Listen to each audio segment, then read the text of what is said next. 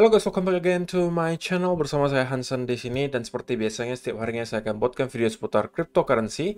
So, bagi kalian yang tertarik seputar cryptocurrency, boleh aja langsung bantu saya like dan juga subscribe. Jangan lupa juga untuk hidupkan lonceng notifikasinya supaya kalian gak ketinggalan update terbaru seputar cryptocurrency. Oke, pada hari ini guys, kembali kita akan bahas seputaran Bitcoin, dan seperti biasa kita bakalan mulai dari CoinMarketCap terlebih dahulu. Per hari ini secara global market cap crypto berada di angka 963 billion dollar atau turun sekitar 2,2%. Nah, Bitcoin sendiri di angka 19.800-an, Ethereum 1.477, BNB 273, XRP 0,32, Cardano 0,46, Solana 32, dan Dogecoin kembali ke urutan ke-10 dengan harga 0,059 dolar. So, per hari ini kita melihat market rata-rata dalam keadaan merah, penurunannya ranging antara 0, sekian persen hingga kurang lebih 7%. So, akhirnya Ethereum Merge sudah sukses dilaksanakan guys kemarin, dan sepertinya market bereaksi secara negatif terhadap hal tersebut. Karena kita melihat sell off malah terjadi ya ketika Merge sudah terjadi, kita melihat baik Bitcoin, Ethereum, dan kawan-kawan itu rata-rata drop dan terkoreksi lumayan dalam. Walaupun kalau Bitcoin sendiri ya kita lihat memang penurunannya nggak sampai terlalu signifikan, kurang lebih 1, sekian persen.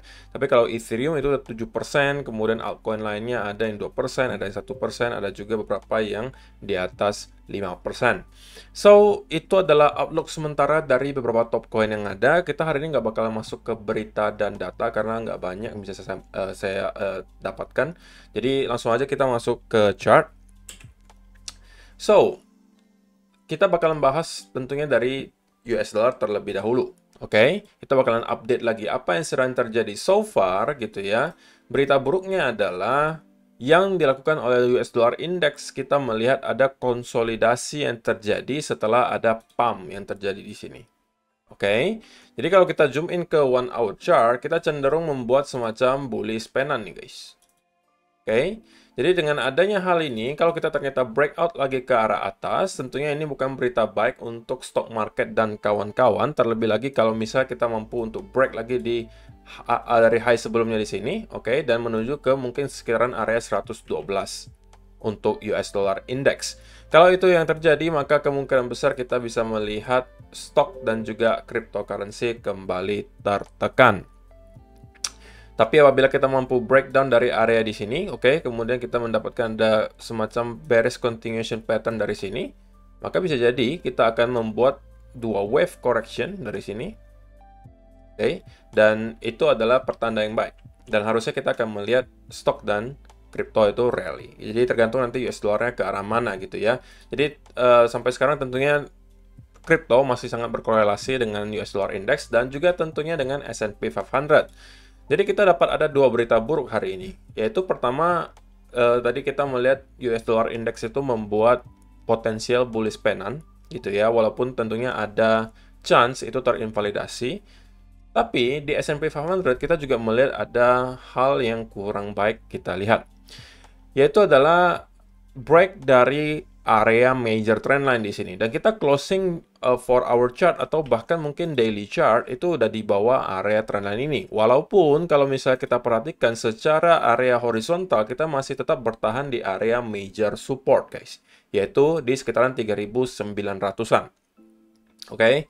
Seperti yang sudah saya sampaikan di video kemarin, kalau misalnya kita melihat daily chartnya S&P 500 itu mampu closing di bawah area yang saya highlight ini, sekaligus kita memang sudah break dari trendline ini, maka chance-nya cukup besar bahwa kita kemungkinan akan melanjutkan sell off dan minimal menuju ke area low di sekitaran 3.665, atau bahkan kalau ini tidak mampu bertahan, kita akan jebol lagi ke bawah. Oke, jadi itu adalah update sedikit banyak untuk S&P 500 dan juga untuk dollar index. Sedangkan untuk Bitcoin-nya sendiri, sebenarnya dari video kemarin belum banyak berubah, guys. Cuman satu-satunya yang berubah adalah kemarin kita memang mendapatkan adanya potensial inverse head and shoulder di sini terlihat. Tapi pada akhirnya inverse head and shoulder itu terinvalidasi dan kita tidak sempat break dari neckline-nya. Otomatis harusnya ya kalau kalian yang kepengen masuk dengan setup ini, harusnya kalian nggak jadi masuk karena ini nggak terkonfirmasi. Oke, saya sudah sampaikan juga apabila kita terus-menerus terreject dari trendline di sini dan kemudian drop, maka ya inverse head and shoulder ini terinvalidasi.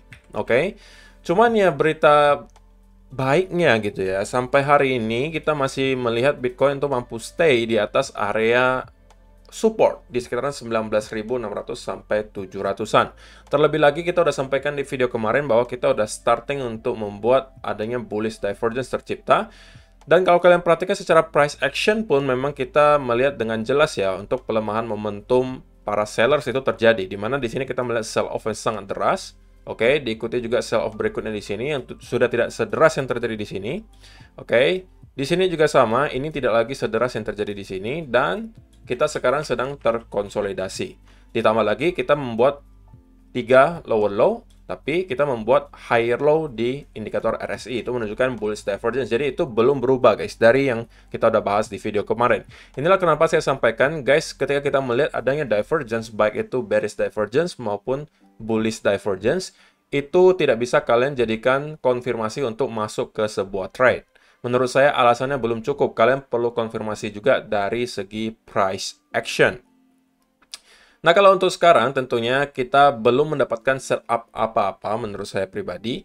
Walaupun ya tentunya kalian bisa asumsikan bahwa kita sekarang mendapatkan semacam potensial double atau bahkan triple bottom di sini. Di mana kita selalu mendapatkan rejection setiap kali kita menyentuh ke sekitaran area 19.600-an. Tapi kalaupun kalian anggap ini sebuah double bottom, oke, maka neckline-nya adalah di sekitaran sini. Ketika kita break, baru mungkin kalian bisa mencari setup untuk masuk. Tapi tentunya ketika kalian masuk di sini pun kalian harus super hati-hati dan mempertimbangkan risk and reward ratio-nya. Kenapa? Karena kalau misalnya kalian masuk di sini, maka kalian bisa lihat sedikit lagi kita akan kembali ketemu ke area major resistance berikutnya di sekitaran 20.700 sampai 20.900-an.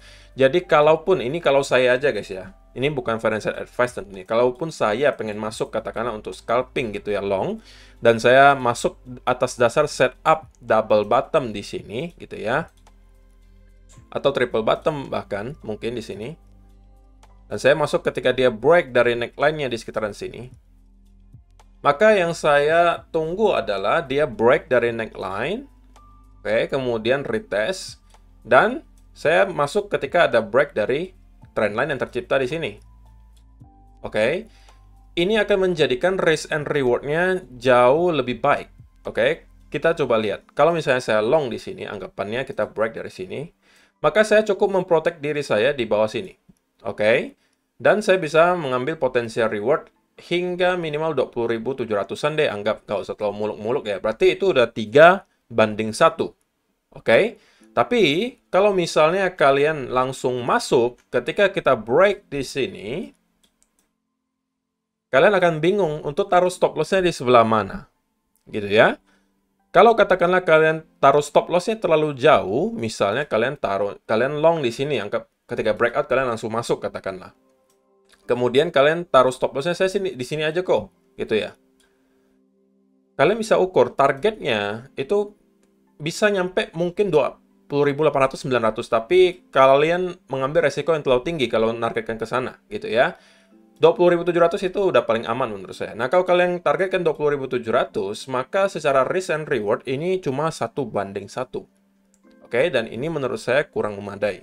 Jadi saya lebih memilih untuk mencari setup dengan risk and reward yang baik. Terlebih lagi, kita udah sampaikan di video kemarin bahwa kalau kalian long dalam keadaan seperti ini, maka kalian cenderung counter trend, otomatis resikonya akan lebih tinggi. So, kesimpulannya adalah, untuk sementara, outlook atau pandangan saya terhadap yang bisa terjadi ke Bitcoin berikutnya masih sama, guys. Bahwa kita sudah melihat adanya pelemahan momentum bearish terlihat di sini. Oke, jadi short term pullback itu sangat make sense. Alias kita bisa pullback ke sekitaran area di sini terlebih dahulu.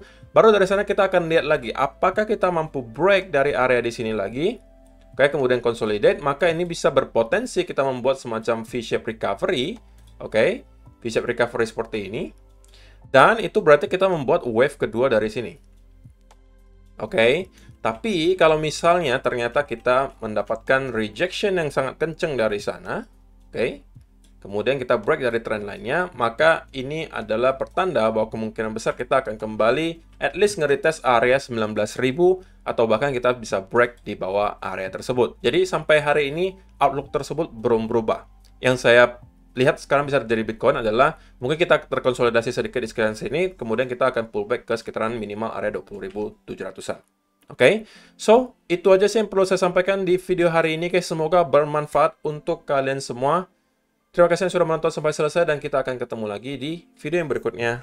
Bye-bye.